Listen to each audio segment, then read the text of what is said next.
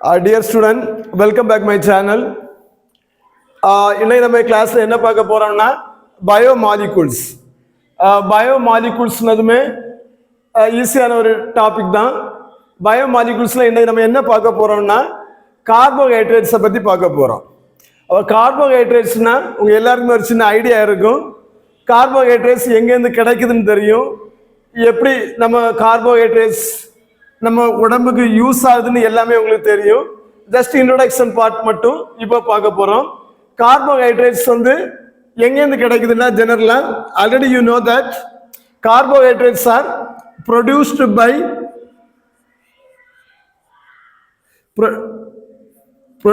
By plants.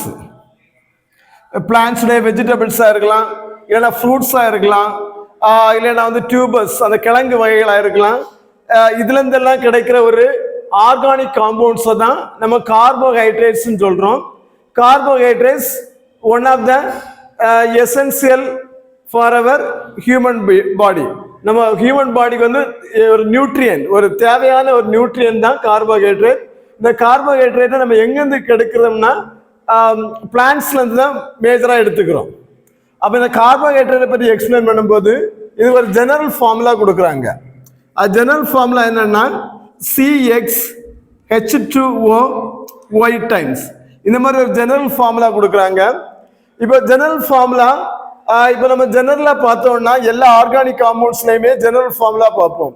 Alkane, alkene, alkane அது எல்லாமே obey பண்ணும். For example general formula CnH2n+2 இது வந்து அல்கேனுடைய ஜெனரல் ஃபார்முலா. ஆர்கானிக் காம்பவுண்ட்ஸ்னாலே நம்ம இப்படி ஒரு ஜெனரல் ஃபார்முலா பார்க்கறது உண்டு. அப்ப இங்க என்னன்னா இங்க ஒரு ஜெனரல் ஃபார்முலா பார்க்கிறோம் CxH2OY. பட் இந்த ஜெனரல் ஃபார்முலா எல்லா கார்போஹைட்ரேட்ஸுக்குமே சூட்டபிள் ஆகுமா ஒரு கொஸ்டின் கேட்டீங்கன்னா அது இல்லைன்னு தான் சொல்ல முடியும். சில ஆர்கானிக் காம்பவுண்ட்ஸ் இந்த ஜெனரல் ஃபார்முலாவை ஒபே பண்ணாது. அதுக்காக ஒரு எக்ஸாம்பிள் சொல்றோம், ராம்னோஸ். இப்போ ராம்னோஸ்ன்னு சொல்லும்போது இதோடைய ஃபார்முலா C6H12O5. இப்போ இந்த ஃபார்முலா நீங்க பார்த்தீங்கன்னா உங்களுக்கு தெரியும், C6னா நம்ம CXன்னு எடுத்துக்கலாம். அப்போ H2Oனா H2O. இங்க வந்து 12 ஹைட்ரஜன் இருக்குதுன்னா 6 வாட்டர் மாலிகூல். அப்போ 6 வாட்டர் மாலிகூல்னா இங்க 1 more ஆக்சிஜன் தேவைப்படுது. பட் இங்க வந்து ஆக்சிஜன் இருக்கான்னு கேட்டீங்கன்னா இல்லை. அப்போ இது என்ன செய்யாது, இந்த ஜெனரல் ஃபார்முலாவை ஒபே பண்ணாது. அப்போ ஜெனரல் ஃபார்முலா CxH2OY. பட் ஒரு கொஸ்டின் கேட்கிறோம், எல்லா ஆர்கானிக் காம்பவுண்ட்ஸுமே இந்த ஃபார்முலாவை ஒபே பண்ணுதா அப்படின்னு கேட்டோம்னா இல்லைன்னு தான் ஆன்சர் கிடைக்கும்.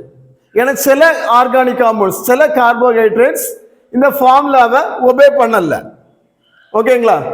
தென் செகண்ட் பார்த்தீங்கன்னா இந்த ஃபார்முலாவுக்கு ஒபே பண்ற எல்லா காம்பவுண்டுமே கார்போஹைட்ரேட்ஸா அப்படின்னு ஒரு கொஸ்டின் கேட்டீங்கன்னா அதுவும் இல்லைன்னு தான் ஆன்சர். அதுக்கு ஒரு எக்ஸாம்பிள் சொல்றேன். Acetic acid, simple example CH3COOH. அப்ப CH3COOH என்ன எழுதலாம், C2H4O2. பாருங்க, CXனா 2, H2Oனா வாட்டர் மாலிகூல்ஸ். இப்போ H4O2னா 2 வாட்டர் மாலிகூல்ஸ். அப்போ H2O ஃபார்முலாவை ஒபே பண்ணும். அப்போ Y இங்க 2 வரும், X வந்து 2 வரும். அப்போ இந்த ஃபார்முலா என்ன செய்யுது, இந்த ஃபார்முலா ஒபே பண்ணுது. பட் அசிட்டிக் ஆசிட் கார்போஹைட்ரேட்டா அப்படின்னு ஒரு கொஸ்டின் கேட்டீங்கன்னா இல்லதான் answer. So generally you understand that இந்த ஃபார்முலா தான் கார்போஹைட்ரேட்டுடைய ஜெனரல் ஃபார்முலா. பட் எல்லா இடத்துலையுமே இது வந்து அப்ளிகபிளா இல்லைங்கிறது தான் answer. I hope you can understand. Then carbohydrates எப்படி டிஃபைன் பண்றாங்கன்னா, அதாவது டெஃபினிஷன் எப்படி டிஃபைன் பண்றாங்கன்னா, the carbohydrates are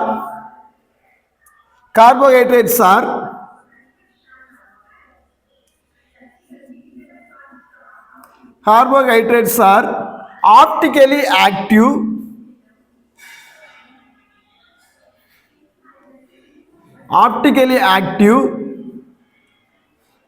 polyhydroxide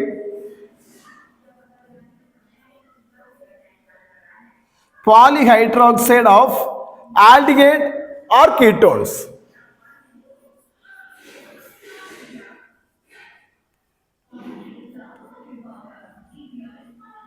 Aldehyde or ketone which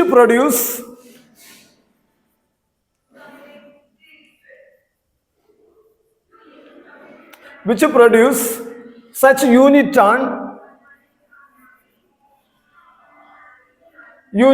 on hydrolysis.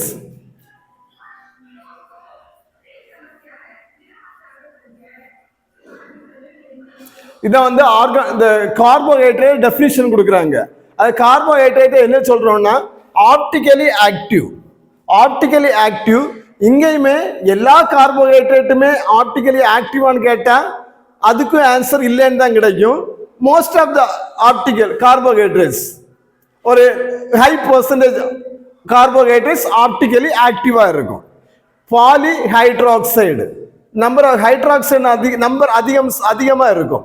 For example நம்ம குளுக்கோஸ் நம்ம ஃபர்தரா எக்ஸ்பிளைன் பண்ணலாம். பாலிஹைட்ராக்சைடு இந்த ஹைட்ராக்சைடுனா OH minus ion polyhydroxide of aldehyde functional group இல்லைன்னா கீட்டோன் ஃபங்க்ஷனல் குரூப். அது உங்களுக்கு தெரியும். CHO group or C double bond O group. இந்த ஃபங்க்ஷனல் குரூப் அது பாலிஹைட்ராக்சைடு.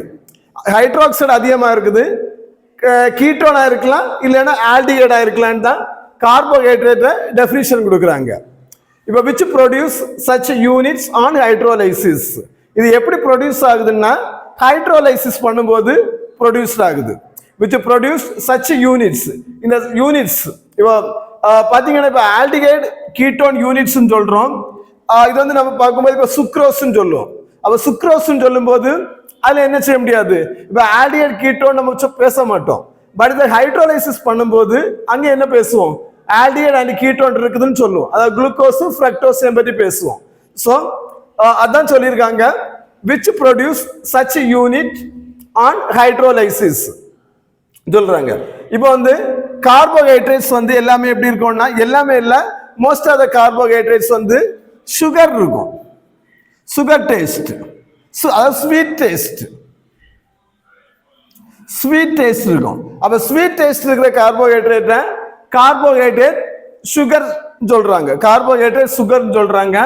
தென் ஆல்சோ இப்போ வந்து நமக்கு மில்க் தெரியும்ல, மில்க் எடுத்துக்கிட்டீங்கன்னா மில்க்ல இந்த ஸ்வீட் டேஸ்ட் கொடுக்கக்கூடிய ஆள் யாருன்னா